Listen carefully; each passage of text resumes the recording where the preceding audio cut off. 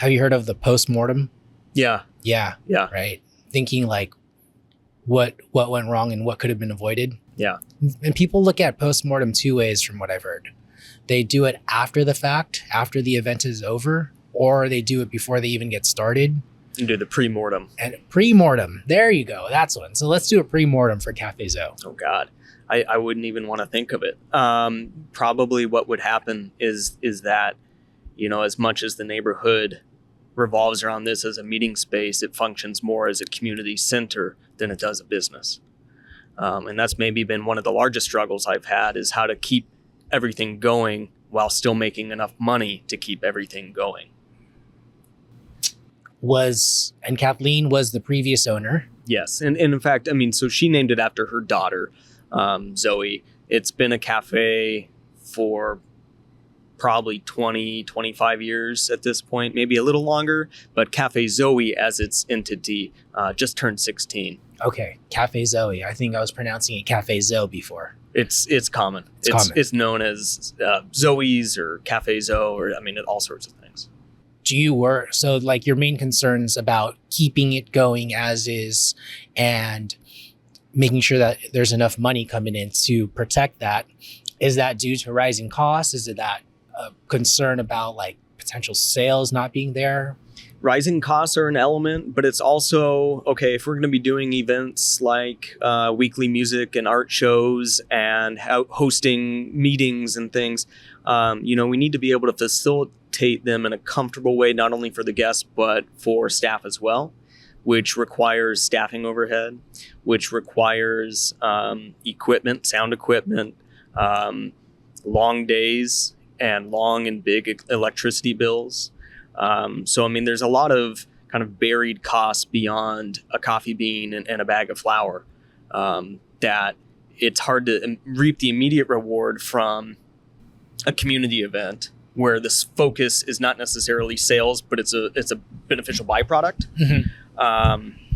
Rather than if you were, say, a Starbucks on a main drag, you're just whipping out coffees. And if somebody sits and meets a friend, that's nice, but they're whipping out coffees. I would say this facility functions as a community center, which is excellent, but having a meeting, I'm relying on guests to purchase items, to keep the lights on. I sense that there's a little bit of like, I feel bad to have to ask somebody to pay for something to hold a meeting here. But at the end of the day, it's like, it's a business. It is a business. And it's also a community center, but it has to be a business first before it could be a community center. Precisely. And it's a business that supports my livelihood as well as my 9 employees. That's a hefty burden as well. To think about living in the Bay Area where costs are extremely high. You don't just live in the Bay Area. You live in like maybe the 3rd richest city. Like rich in terms of like the household income here, right? It's bogus. And I mean bogus in a great way. These people are doing well for themselves and they deserve it. Yeah. But with that, the people that maybe aren't in tech or haven't been here for 20 years, myself, I just moved here 6 years ago from Oregon, and housing costs were a shock. I pay a decent chunk of my paycheck just to keep my rent going. My studio apartment when I first moved here was more than the entire cost of a 4-bedroom house when I was living in Eugene, Oregon, for a 200 square foot studio. I guess we can come back to the community center and trying to keep it open. While we're on your 200 square foot studio, why did you choose to live in Atherton? Because it was the only place I could afford rent. Oddly enough, like the most expensive zip code in the nation, like 10 years strong. And luckily, because of a friend, I found an ADU at the back of a lot. And it was the only thing that was available to me within a budget that I could afford. Yeah. And so I just kind of plopped down, kind of in a Fresh Prince of Atherton situation, living in a pool house at the back of a compound. Dude, Atherton is crazy. I didn't know about this city until I started working around the area, but like literal mansions, I compounds. I almost hit Steph Curry pulling out of my driveway. What? Yeah, he was on his bike towing his kids in the little bike trailer, and I was trying to creep out beyond some big eucalyptus trees, and there was a biker, and so I kind of stopped and I look at him and I see those eyes. And I go, "Oh, hey neighbor." Hey neighbor. And like those are the people that I was not only living amongst and kind of outside looking in, but that when I started selling pizza, I wasn't selling to Steph, but those were the types of neighbors I was selling to. Yeah, I can imagine. I mean, like, you're literally a stone's throw away from some of the richest people in the world. And so you start selling pizza out of this studio in Atherton, and you just had this idea to put yourself out there. You used an app called Nextdoor. I did. Yeah. Made my first post on Nextdoor, just kind of almost like putting a flyer up on a telephone pole. And Nextdoor is a community app. It's a community app. It's if you were to think about Facebook that has geolocation barriers on it, so that your posts are only seen and you only see posts by neighbors within your immediate vicinity. It's super. I think it's one of the strongest apps out there for getting your name out in your neighborhood. Yeah. Announcing, like, you can go on Craigslist and you can post by zip code, but like this It gets buried. And this is community neighborhood centric. Yeah. And it also kind of functions as a neighborhood watch, for better or worse. But it's a much more focused, and they'll verify your address through a mailer. So like your name is your identity on the app. So it does lend itself to some actual credence with posting and veracity and who's who. You had your own address at the ADU? Like it was... I was part of a larger address. So I was just meeting people at a cross street basically to sell these pizzas. Okay. So you were cranking out pies. And by the way, you did that because you just had an interest in pizza? A fixation. Fixation is probably a better term. It's easy to get fixated on this. Yeah, it's simple, but it's not easy. I mean, it's the thing you realize, okay, well, it's flour, water, salt, and yeast. Like, I should be able to get this down. Yeah. And like, you make your first batch and you're like, what happened? I did, as I was telling you earlier, I did about like 20-ish pizzas last night. And everything that came out of people's mouth was, you cook them so fast. It's so smooth. And I'm like, dude, the prep work, the number of pizzas I had to launch prior to this moment to be able to make it look easy. Absolutely. Right. Not to mention just the constant internal panic. Like when you're cooking, especially for other people, and if you're at an event like what you were at, I mean, you might seem calm on the outside, but up here, you're worried about every single bake and like every little splash of sauce. Yeah. You get me. Yeah. So like going on Nextdoor, saying, I don't know, what were the words? Hey, neighbors, I got some pizza here. Anyone want to try? Pretty much. It was, hey, I'm Matt. I'm your neighborhood pizza guy. I'm selling pizzas and I just want feedback. And I think at the time I originally was selling them for $10 each. And these were 14-inch pies for $10. So, and I was buying ingredients at like Safeway. So I was making literal $0. Yeah. But I just wanted to keep iterating, and just to kind of keep making them. And I couldn't eat them all myself. My girlfriend couldn't eat anymore, and just put it out there to get them out of the oven and out of the house. Yeah, that's smart, because eating them yourself would not be a good idea. It worked for a little bit, but there is an upper limit to that. Right.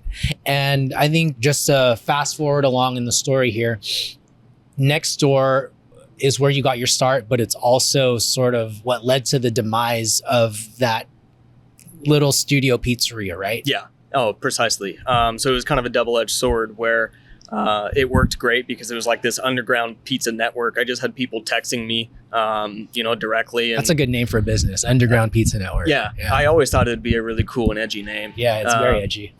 But so I would just have people texting me and they said, I want this, this, and this. And I go, okay, well, I don't have any openings until, 2 Tuesdays from now. And they go, okay, great. And so I'd write it down on a little scratch pad. And I just had this logbook on this legal pad of pizzas and orders and names and numbers and if they had paid and how they were paying or if they owed me. But the consequence was, as that kind of grew and word of mouth got out, it was really easy to track down me as a what was functioning essentially as an illegal restaurant, which was not the original intent, but that's what it became. And so, it turns out you need some permits and stuff to sell out of your house. Go figure. Yeah. No, I mean people like, I see the posts on Nextdoor and Facebook, especially in my neighborhood. They're like, oh, people are setting up tables in front of their food truck on the sidewalk, and like there's no courtesy for the restaurant owner who pays for their permits and all that. And it's like, to me, I see it as like, yes, that's illegal, and yes, the restaurants are paying their permits, but like also level with the people who are just getting their start. Like, how else are they supposed to build up their experience? Yeah. So there isn't really a system right now that allows people to really get their foot in the door at like a relatively, I don't know, reasonable way. The cost to entry is extremely high. Very. Not to mention, I mean, financial, yes, but also just in terms of education. What do I need? How do I get set up? Yeah. And then how do I even operate? How do I begin to figure out my pacing, my prep? And for as many people are interested in kind of a off the grid kind of experience like that, it only takes one vocal person who doesn't like it to end something like that. Yeah. Do you know who that person was? No. I mean, I had a couple of calls with the county, and it wasn't anything health related. I mean, it was in the height of COVID. So I was like, it was the point of COVID where we were wiping down groceries. Right. Like I was so paranoid about everything. Right. So I was able to confirm it wasn't a health standpoint. It was more along the lines of other businesses, other home cottage bakers in the area saying, hey, we were told we can't do this. Why is he allowed to? I didn't know any better. Right. So it was more so that cottage bakeries couldn't even sell. It wasn't that you were selling, period. The permitting for, and my understanding is what they're allowed to sell is like shelf stable cookies and granola bars. Correct. And things. So with, prepared meats and cheeses and pizza that would have your standard 4-hour shelf life outside of refrigeration, that is excluded from the cottage permit. 100%. So just me, by virtue of selling, there was no permitting process. But I actually was, the day that I got 2 cease and desist orders from the town of Atherton and the county of San Mateo. Same day, which I immediately complied with. But I was preparing for an order for the police chief and his staff. And so I called him up to see, one, if it was a setup, which, I like to believe the best in people. I don't think it was. But 2, where's the line with this? How is it any different than a lemonade stand or setting a pie on a windowsill and having a neighbor replace it with a $5 bill? Because I was still in the mindset of, this isn't a business. This isn't a restaurant. This is me like offering dog walking services, essentially. That level of I'm doing a, this is it's not a commodity. It's a activity is how I was viewing it. Governments have a different approach. Speaking of a different approach, here's a different approach to segue our sponsor, Baccio Cheese. Do you need some amazing cheese for your pizza business? Well, Baccio's got you. With Baccio, not only will you get quality cheese, but you also get cash back through their Gold Rewards Club program. For every pound of Baccio cheese that you purchase, you'll earn cash back rewards.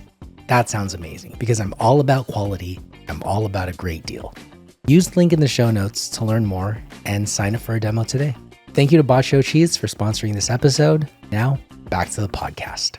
I think there's a public health concern, like as much as you and I will pay attention to food safety and all of that, there is that risk that people won't. And then I was just talking to somebody on the way up here and I was like, what's going on? Like, why do you think these pop-ups are still illegal, even though they've gotten really popular? And they're like, well, they haven't figured out a way to tax it. Yeah. So there's those 2 components. I'm not here to argue one way or another. It's just, I really do wish that there was at least a pathway.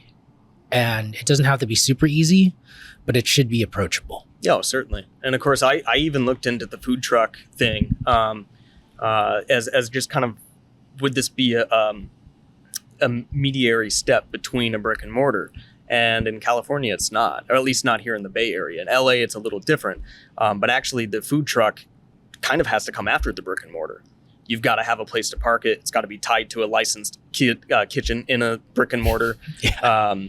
So there's really no way, unless you just kind of roll up to an empty building with $500,000 to $1.5 million in your pocket to sign a lease, buy equipment, and get going. How else is anybody who just has a passion and a talent supposed to get started legally? And so with that, like, hindsight being 2020, do you recommend that people today just start selling out of their kitchen? I'm not a lawyer, but hell yeah.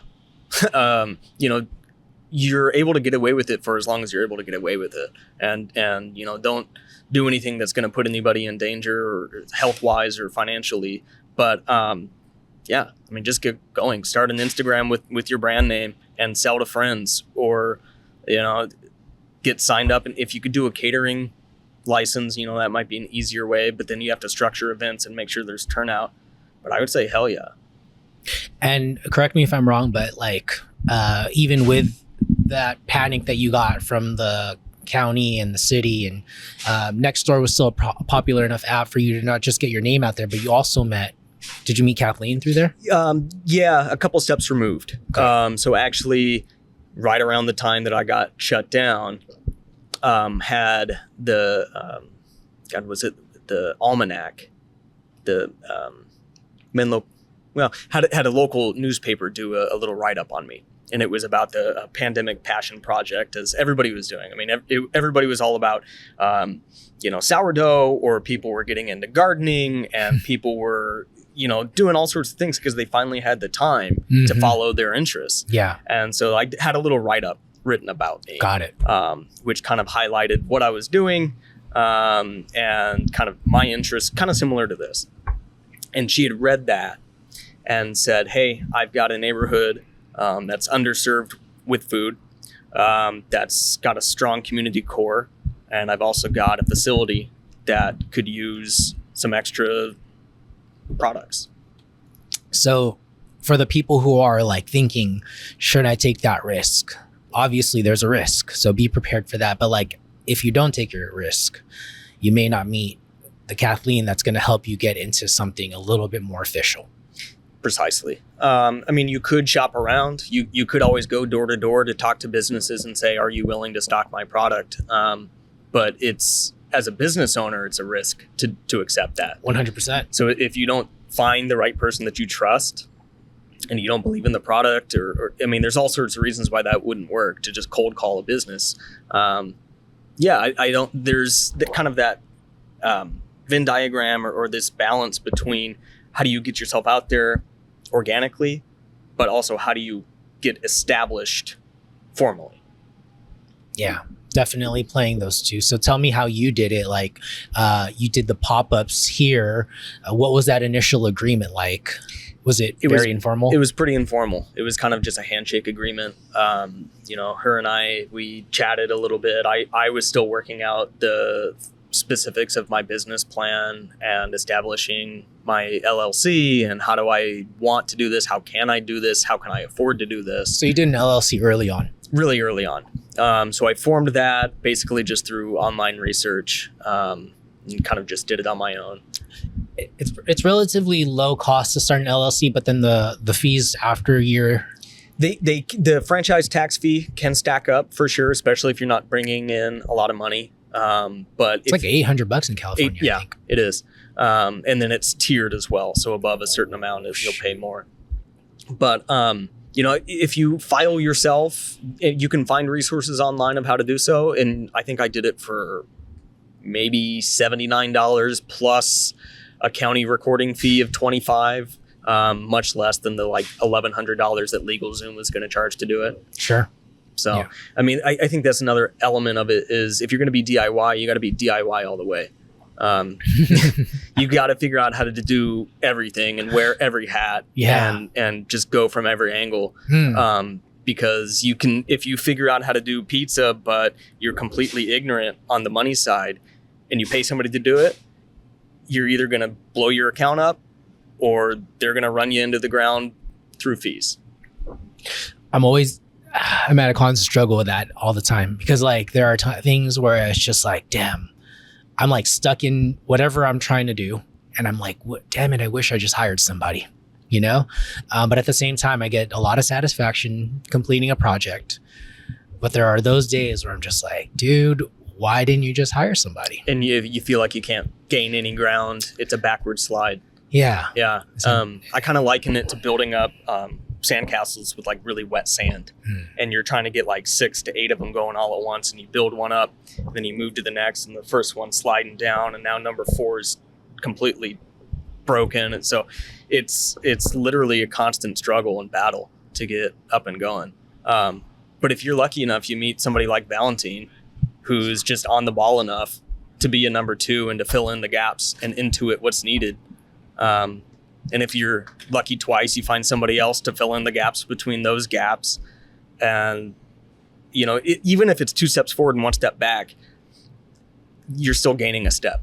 And it's not going to go as fast as you want, but you look back and you go, okay, I've learned and I've grown. And it did happen, just not as fast. Yeah. I like that. I mean, at the end of the day, you're acquiring skills, right? And even if you hate bookkeeping and it takes you 10 hours, well, it might not take you 10 hours moving forward.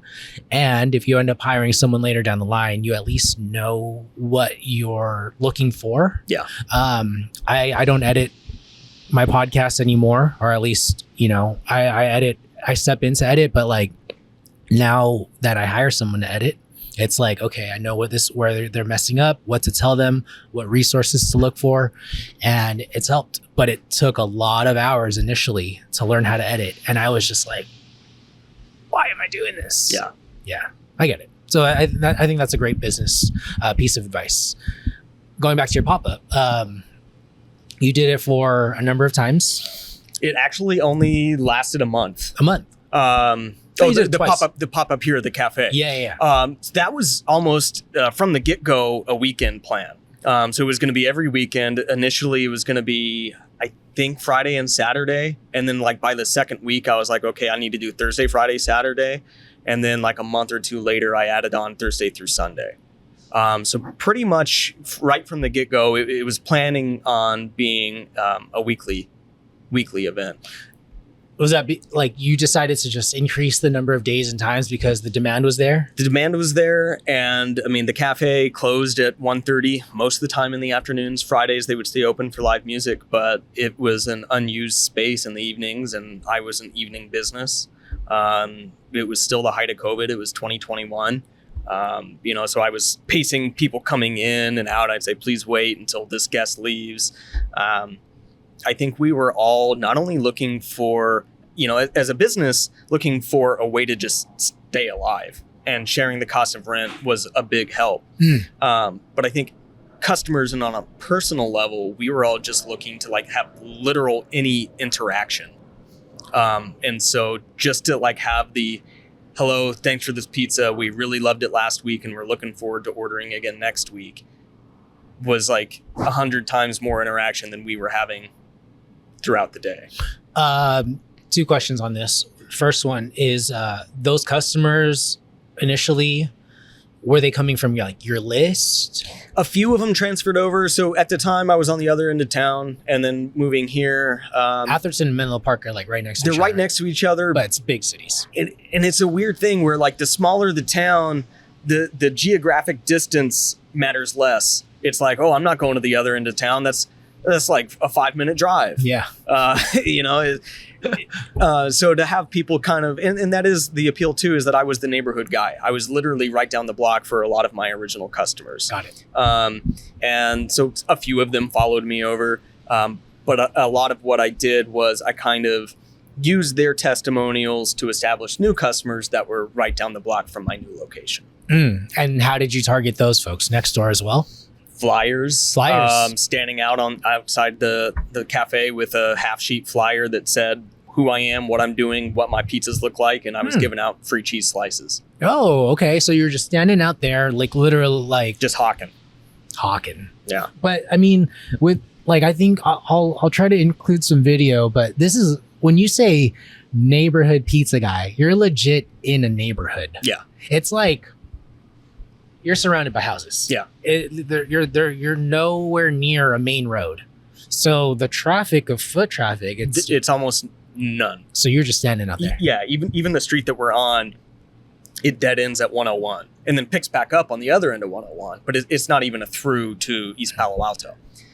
So I mean, we really live and die by the actual neighborhood, the people within maybe a half mile, 1 mile radius. You ever go door to door, do mailers or anything like that? You know, I've had it suggested, but as you know, prep takes a long time, service takes a long time, cleanup takes a long time, and adding on a 4-hour beat just didn't appeal to me. I hear you.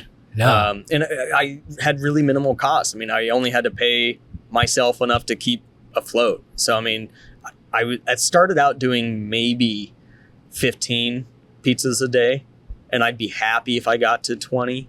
And I mean, that steadily grew, and now I'm doing like 60 or so, which is still small numbers compared to a lot of big pizzerias. Yeah, but if your costs are low, that's enough to live on. Yeah. Especially if you're open every day. Or do you close here? Kind of not anymore. Not anymore. I mean, Yeah. So the coffee shop opens up at 8 a.m. every day, and pizza is open Wednesday through Saturday till 8, Sundays till 7. So Okay. And then the second question for that was when you first started up, that agreement, you said you were covering some of the rent. covering rent and a share of utilities. Okay. And it was just kind of like a handshake deal where we said, you know, we're living in unprecedented times and we're just going to proceed. I think we both had a lot of trust in each other. Kathleen was and is just like a tremendous heart, always sees the best in people. And, you know, I would like to think I'm a honest and trustworthy guy. So I think we really just looked at each other and said, let's do this. And, you know, we're going to just keep going forward until we can. Did she offer a number? Did you offer like what you could pay? Like I'm just to make this a piece of advice more tangible to somebody listening. If they want to go and find their Kathleen, like, you know, what should they suggest? Like percentage? We didn't quite do 50-50. I think I was paying a third of rent based on the space I was using and half of utilities based on the fact that my ovens were drawing more and were on for maybe 10 hours a day that I was open. Okay. There you go. I mean, like, go to the place that you're taking over, kind of etch out where you're going to be and do a percentage off that. That's great advice. I mean, there's other ways you can map it out too. You know, you could literally sit down and itemize everything and do a calculation based on amperage and hours and minutes. But I think probably for a lot of small business owners and a lot of startups, that's a little too nitty gritty and may not be time well served if you can just come to a mutual agreement. I mean, that's the whole thing of marketing and business, right? It's value is what a seller is willing to pay and a seller's willing to accept and a buyer's willing to pay. Absolutely. So. Yeah. I mean, you could be underpriced, a little overpriced, but just come to an agreement that you're going to be able to sleep with that night. Yeah. And then your ovens that draw more electricity, you were saying than, you know, some of her other appliances, I'm sure. Were you using those? Is it pronounced wearing? They're wearing ovens. It's a lower end commercial grade product. Dude. They're electric, 240 volt. And I mean, they do crank up to, it says 850. It's probably closer to like 750, 700. So basically what I did was I found the smallest footprint, smallest price tag, highest output oven. Smallest footprint, smallest price tag, highest output oven. And wow. And I crank them. I mean, so I have each one is a double deck. I have my bottom deck set to absolute max. My top deck is set a little below that. And I kind of learned, you know, based on where the hot spots and the elements are, I've got a stack of screens like 2.5 inches tall on my bottom deck to raise the pizza up toward the element to get a broil on it. I have no screens on the top deck so that it sits right on the quarter right deck to get a char on the bottom. And I'm still kind of adjusting, like, one screen out, one screen in to get the perfect bake. But I mean, that's what you got to do when you're sacrificing a quality, piece of equipment. You've got to learn how to work it. Absolutely. I won't rant on that. I think just as a piece of it, we'll leave that advice there. What I want to talk about is the fact that you just got these ovens that fit this cafe, and it didn't seem like you had to do much. Not too much. I called up Chef's Toys in the city, and I think it was $1,800. And Kathleen actually fronted the first oven, which was tremendous. $1,800 for the double deck. For the double deck. And then you got another double deck. And then I got another double deck about a year later. So I've got 4 decks right now. Yeah. And all 4 of them have slightly different baking temps and kind of use them for different reasons. And so I'm constantly shuttling pizzas from deck to deck to finish and rotate and finish and rotate. It's not possible to just leave it at one setting and go? As far as I've tried, it's not the result that I want. Is it because there's discrepancies in how they heat up? In how they heat up precisely. So because the bottom deck, each deck has a top element and bottom element, and the bottom deck has the top element and then the bottom element of the one above it. So you actually have twice the heat coming down to the bottom deck as you do on the top deck. And to kind of replicate a little bit of char, like an original New York or kind of I guess what's now known as a California pizza, to get a little bit of char, have to have that heat cranked up as high as possible on these ovens. And it's just been manipulation from there. But even with the finagling of the ovens, like the fact that you put 4 decks in a coffee shop, right? This was not a pizzeria. It is now, but like it wasn't set up to be one. Right. And your kitchen space, I mean, you're sharing that with all the prep and the other things that you're making, like you just made it work. The kitchen space when I moved in was just about non-existent. There was a sandwich station and a cutting board, and that was kind of it. And then a 3-tier sink for cleaning up. Since then, I've moved in 3 prep tables. I've got a low boy that has a work surface on top, which is tremendous. I've moved in a mixer, and I actually just last week rearranged the kitchen again to get more counter space, because I'm constantly fighting, and all of my staff, we're constantly trying to find room to do anything. I hear you. Yeah. Yeah. It's an 1,100 square foot building. And I think people definitely need a plan on that iteration. Yeah. It's Nothing's permanent. Right. No, that's good advice. And then did you say that on one of your pop-ups, the ovens were down? The very first pop-up, Friday night, live music. I'm here. I'm nervous as hell. We got a good crowd out front, and I'm shuttling out pies. I get a few in, and ovens go down. You blow a fuse? Blow a fuse. And there was really nothing I could do. So you just replace the fuse, or did you have to upgrade the panel? We did end up doing a little bit of work on the fuse itself, but basically what it came down to was none of us were ready, the building included. So it was just one of those kind of learning curve experiences where I had to go out between the band songs and kind of like borrow the mic and be like, hey guys, like, no more pizza for the night, refunding everybody, and try again next week. So, I mean, it was a major blow, but I mean, kind of all I've ever known with this was adversity. Like, there's been way more things telling me like, hey, this isn't going to work than there have been saying go. So, I mean, why start listening to those voices now or then?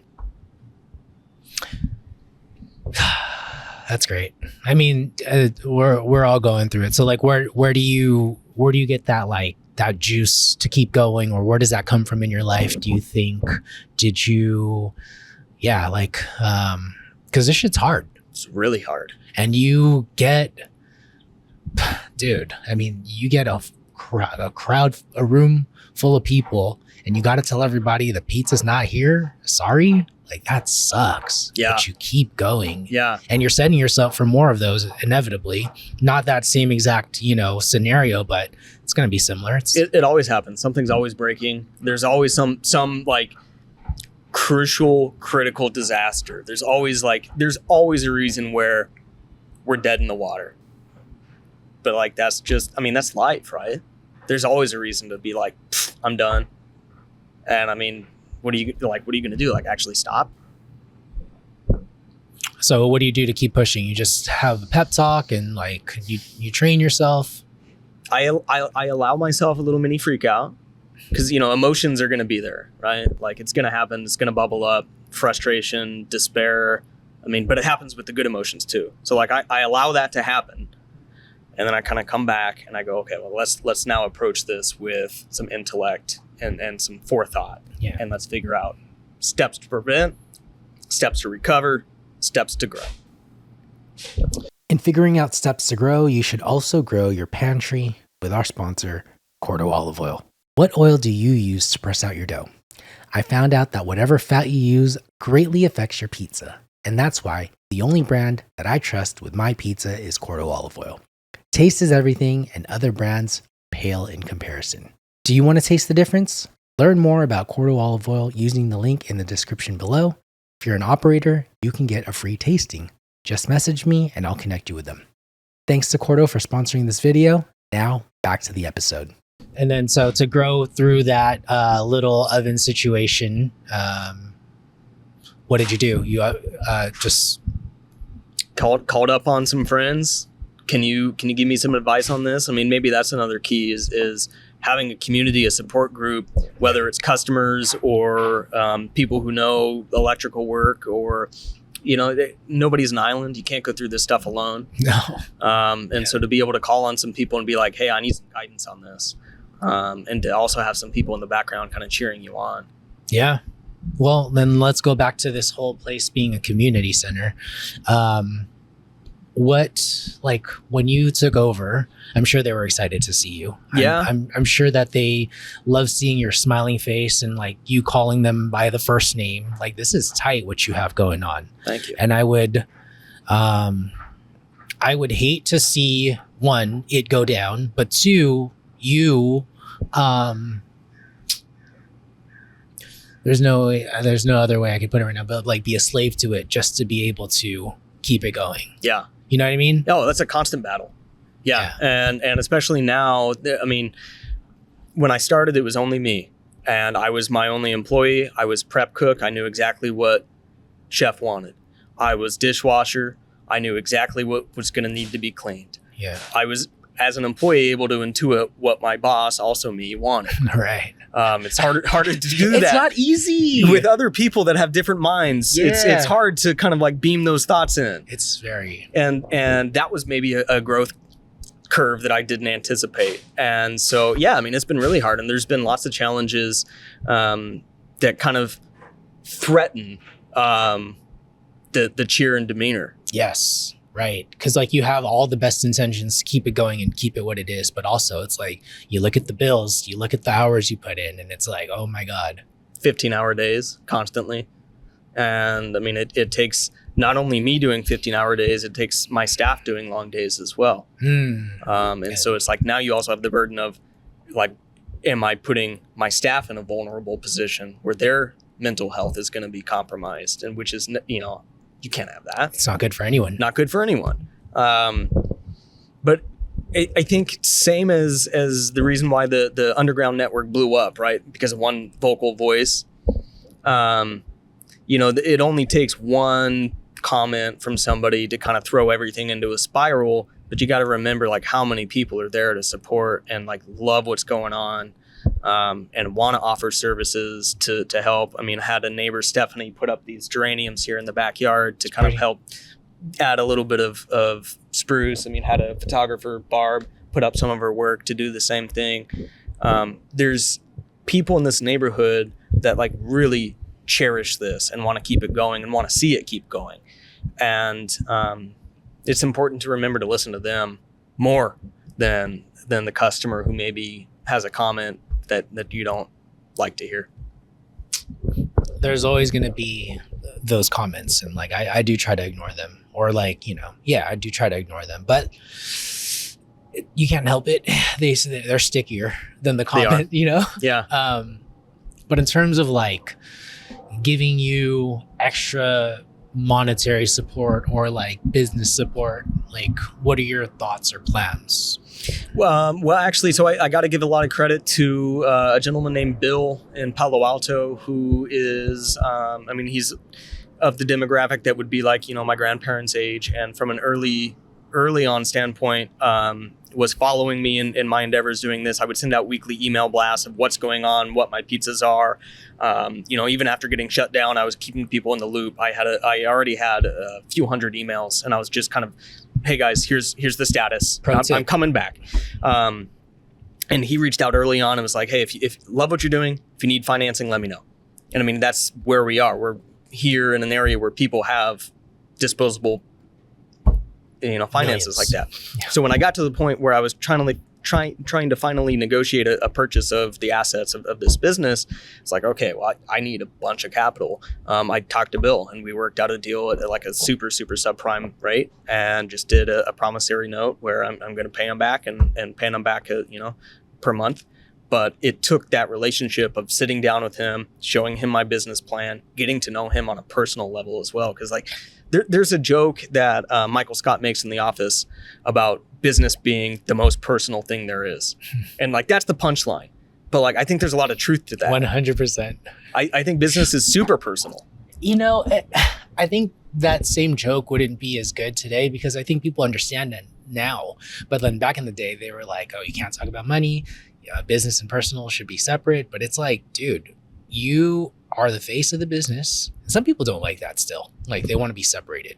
But like, people follow and support Matt, in addition to neighborhood pizza guy and Cafe Zoe, but they like you and they buy pizza from you. And I see that, like, just like that. It's no longer separated. It's like coming very close or intertwined. Yeah. And it's just more regularly seen, I think. Yeah. Well, I mean, we're all looking for satisfaction and gratification in our lives, right? Like, looking to establish our identities, and like, why do I buy the clothes that I buy? Why do I listen to the music that I listen to? Why do I pay for a subscription to this? And it's because there's like a piece of me that I identify with that.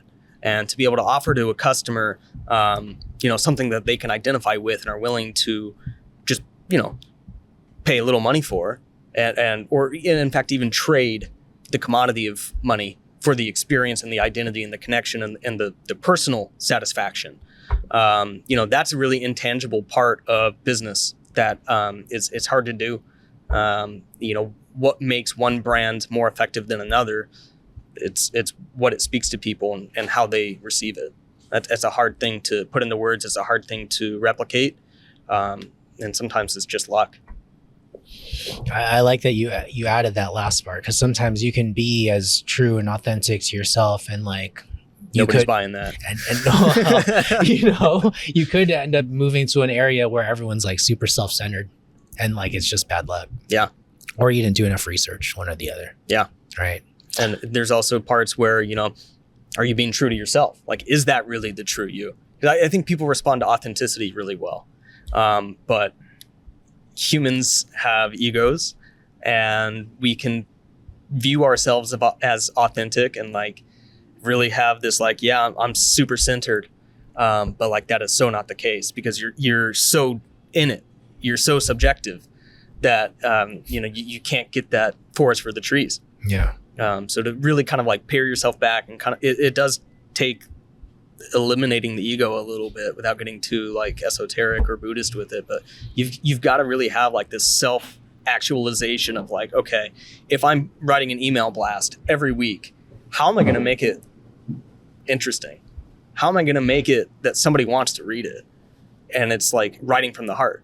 It's not just saying, oh, here's this promo, here's this deal. I mean, this is what works for me, right? Yeah. Other companies, maybe that is what works, or other people, that is what works. Right. But like, for me, like, really just trying to strip away my bullshit, of which I have plenty. I got plenty of baggage and I got plenty of ego.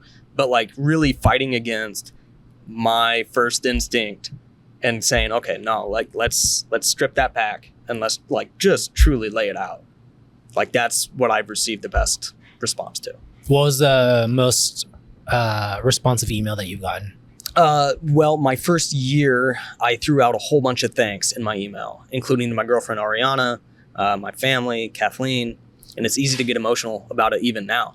But I truly just poured my heart out. People really liked that. What did it say? It was just like, this has not been easy. It's been a lot of what we talked about today. This has not been easy. It's been a labor of love and passion, and it's thrown my life upside down. But it's also been like one of the most rewarding things that I've done because of the hard work. Like in high school, I ran long distance, and running long distance always sucks.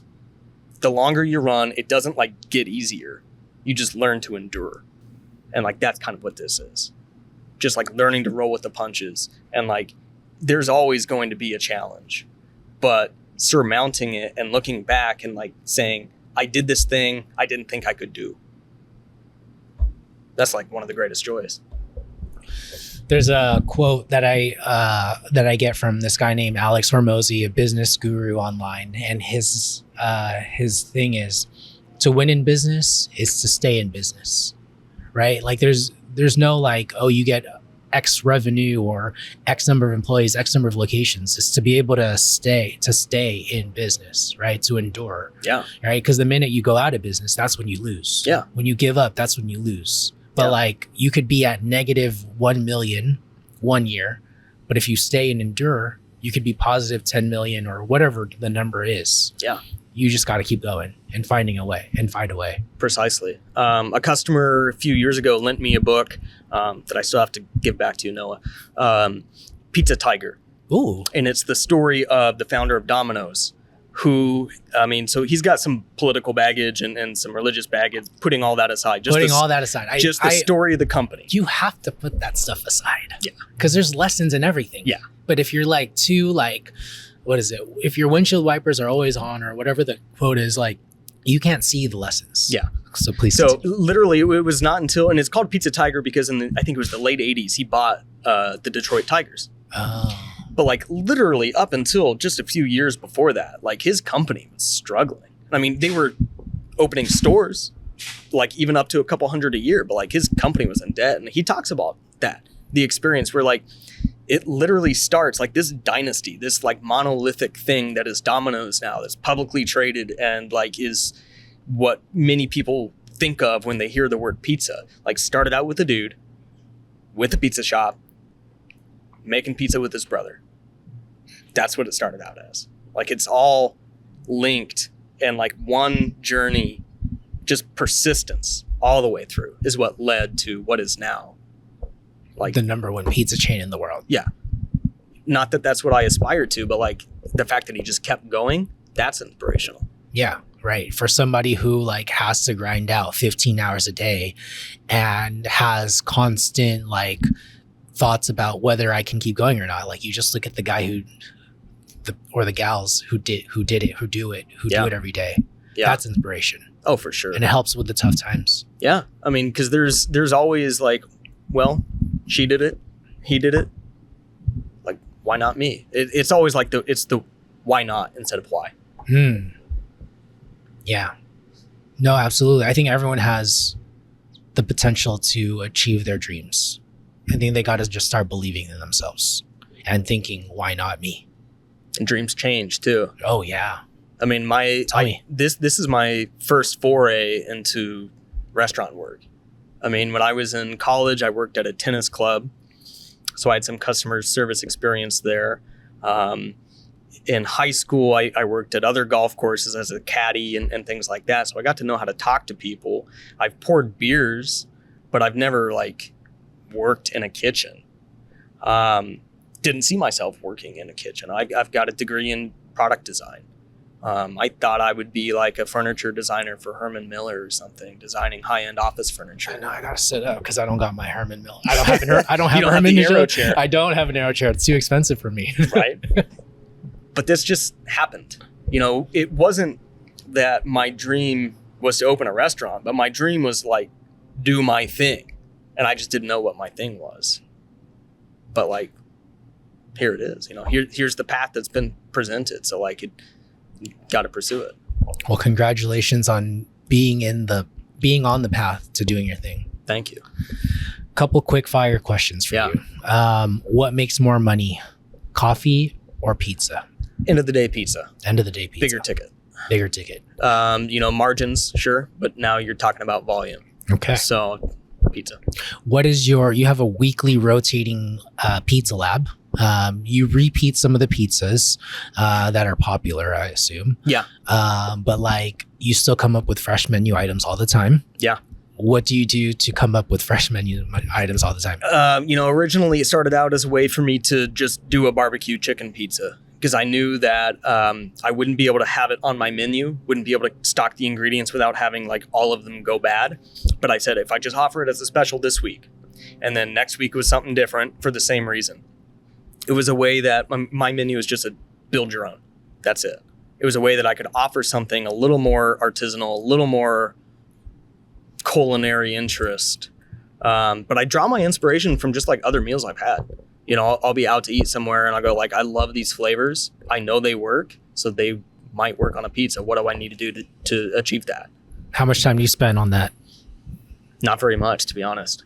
I mean, if you think about a dish you've had, like that memory sticks. Like food for me is like very, very central to my soul. So like I've got memories of meals I've had decades ago. And so I can be there placing an order for the week and go, oh yeah, that would be a great pizza. And just dun, dun, dun, dun, sold. I like it. Best thing about being an operator? I would say the freedom, but there isn't much. No, I get you though. Maybe the opportunity for growth. I mean, because I have to wear so many hats, I'm constantly developing my skill sets, and I'm focusing on things that I didn't anticipate. And like, I know how to plumb a sink now. Hell yeah, dude. Didn't think I would need to know that. I know how to clean and maintain an espresso machine now. Didn't think I would need to know how to do that. Growth. Worst thing? Growth. I just want to make pizza sometimes. Dude, that hit. Yeah. Yeah. Sometimes I just want to make pizza. What's one mistake you've experienced that you want others to avoid?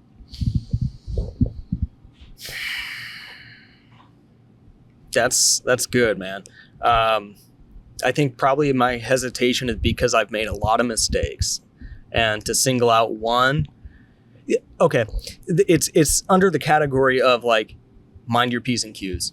There is everybody trying to get their hand in your cookie jar, and usually it's government bureaucracies. There's permits for everything. There are bills that won't come for years that you had no idea even exist. Not everybody needs to be a CPA or a lawyer, but like be mindful. There are these things that will creep up out of nowhere, and like it's not net 30. What explain the term P's and Q's? Is that just a phrase, or is there an actual meaning? Back in the day, I think it has to go with, unless I'm mistaken, beer culture in England. Pints and quarts. Oh. Mind your pints and quarts, making sure you're paying your tabs. Got it. Basically coming down to just like do your due diligence, do your research, know as much as you need to know, and hire out the rest. But just be aware, like, yeah, there's something coming down from above that is out of your control that can put constraints on your operations. Great advice. Did we close off the loop on this community thing and helping you? Like, is there anything you want to ask your community for or say? Or I want you to leave here feeling like you got it off your chest. Yeah. The first thing would just be gratitude. I'm grateful that this neighborhood welcomed me in, not only as a merchant, but like I live across the street. I'm in the neighborhood. When I go for walks, I see my customers. So gratitude to be allowed to like exist in this space as well. But also gratitude for like growth and change. To keep it going, it has to grow and change. And the reception to that, by and large, has been great. And like the big important things I want to keep, but to keep that, some of the other stuff's gonna have to change. So, like what? Okay, so live music used to be out in the front. We had some issues with permitting for that, so it moved inside. Got crowded, so it moved out back. Not everything stays the same. Point of sale. growth in operations, needing to schedule orders, needing to better track order management, had to change my point of sale just 2 days ago. So it's a new system for everybody to learn. We get used to muscle memory, going through the motions and having everything stay the same. This always. is how I order my pie. Oh, what the hell? Why do I have to go to a different cart now? Yeah. Okay. And just kind of like having people recognize that, yeah, it's a little different. There's some change. Like, Kathleen's not here and Matt is. That's some change. But like, just be patient. Hold on tight. Good things are always coming. And, I'm not a stalwart. If things don't work, let's change it again. Let's change it back. But, I really got to thank my community for being receptive to the changes I've been implementing. And just to continue their trust in you that you have the best intentions for this business. Oh, God, I have to. It's my livelihood. It's your livelihood. And like, not just on a selfish note, but like also like you made a commitment to keep this place. Yeah. The way, like keep the soul of this the place. soul of it, precisely. Yeah. To do anything to compromise that would be just antithetical to like why I'm even doing what I'm doing.